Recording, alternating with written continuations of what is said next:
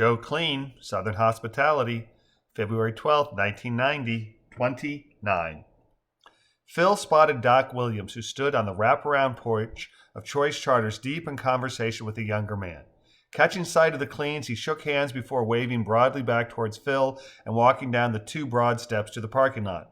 Surprise, surprise, Phil said. Doc Williams is here waiting for us. It's almost as though we have a private chauffeur, isn't it? He does do a remarkable job, Justin acknowledged. Except for when he's in a hurry, Phil replied, left eyebrow raised high. I hope we won't have a repeat of our drive-in this morning on the way back to the Hyatt. Oh, we won't, Justin assured him. That was our doing. We told him it was imperative that we didn't miss the boat and asked him to hurry. That's the only reason he drove so aggressively. You asked him to drive aggressively? Courtney asked, emphasizing asked. Didn't want to miss the boat, Misty replied. I asked her to make sure we didn't. Maybe we should remind him that we're not in a hurry to get back, Phil said. If you feel that's warranted, Justin said with a shrug before turning to Lois and John.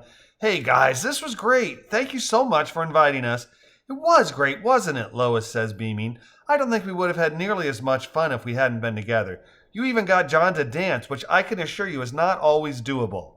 And to dance with Joe, Kelsey adds, a huge grin on her face, which we need not to never bring up again, John said with a wink. Oh, I don't know, John, Misty says with a laugh. I'm pretty sure Joe's going to be talking about how he got both you and Captain James on the dance floor. On the dance floor is no problem, John says, returning Misty's laugh while emphasizing the on. Let's just keep the dancing with me on the down low, he finishes with the me, now the operative word of his declarative sentence. Lo, you mind driving? He adds, fishing the CJ's keys from his pocket and dangling them in the air. Not a bit. You did have quite a bit of jitter juice, didn't you? I'm blaming that on Joe too, John says with a laugh. Him and his we're on vacation line. Oh, that's Justy's line, Kelsey says, not Joe's. It doesn't really matter, Lois stage whispers. John didn't need any real arm twisting for that. Woman, John says loudly with a grin, we don't have to share everything we know, you know. Oh, I know.